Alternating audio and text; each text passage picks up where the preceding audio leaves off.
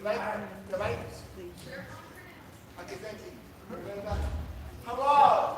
Hello. About you like to be like you that. Thoughts on Creole. Being here. I want to give the executive.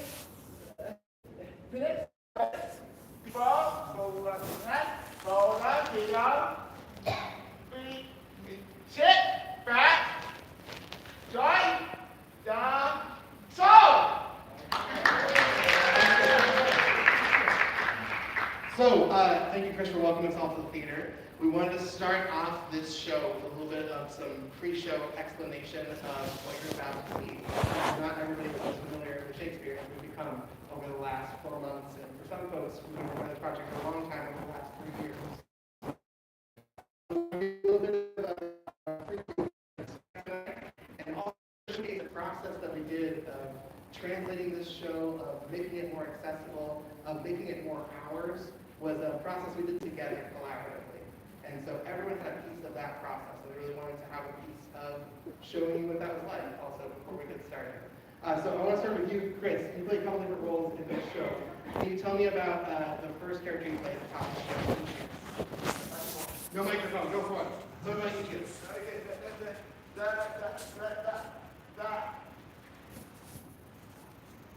I am remembering.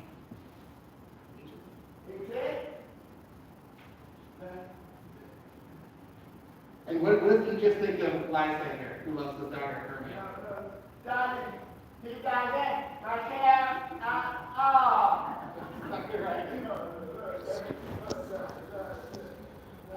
Who would you rather marry, Hermia?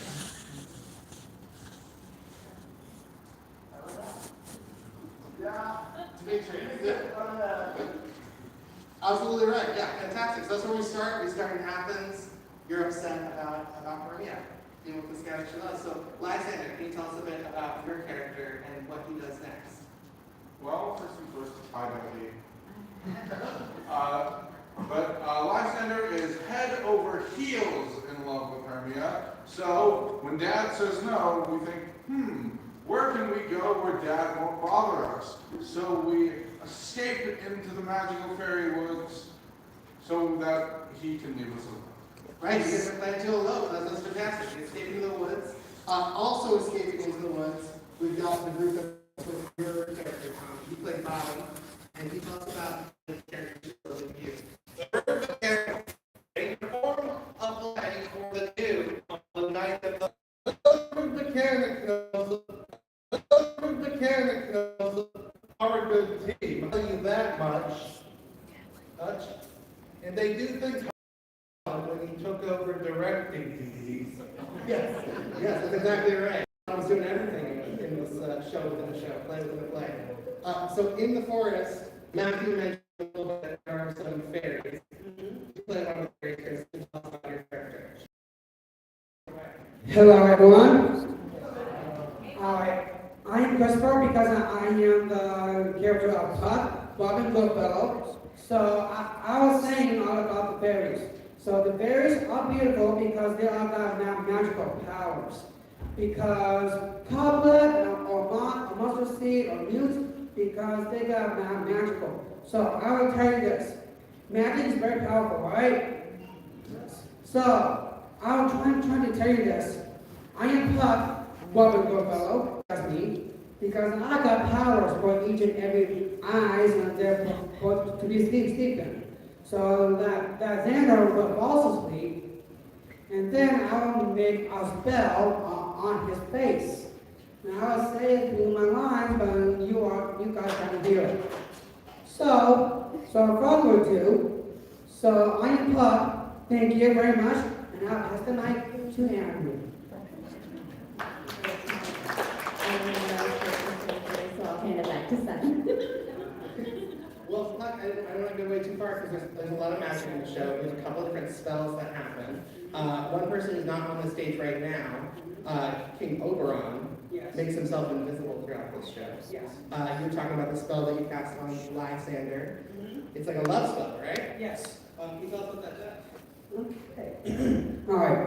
I want to put, because we got powerful, powerful fingers, because they got magical.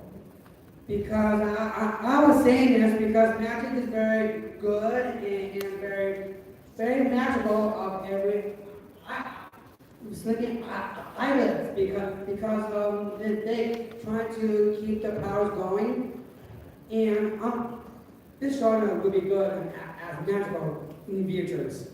I love that. And Chris, you mentioned eyes and eyelids. That's key because the spell you guys are casting is on people's eyes. The next person or creature that they see, they fall in love with. And so you guys use that for these lovers in the forest. You use it to play a prank on Titania, the fairy queen. So she's going to fall in love with the monster. Andrea, what else are we forgetting about this story? What else should we add to this audience should know? This is a comedy, so laugh. There is music, so sing. Christopher has something else to say. Do you want? You guys have baby with you. It is going to be a dark and here that we go back to the forest.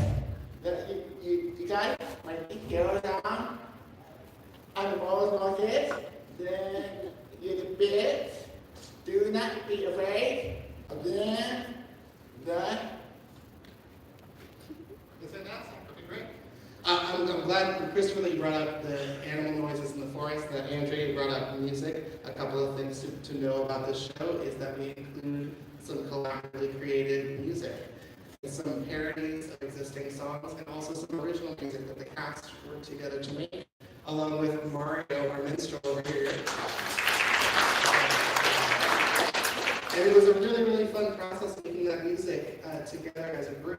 And it really struck all of us that what was great is we wrote this song about going into the woods. And then Mario let us know that just for fun, on the side, he wrote a couple extra verses. Oh, it's because Rose is much sweeter. Yes. Rose is much sweeter. And Mario wrote a couple extra verses to it. I think you meant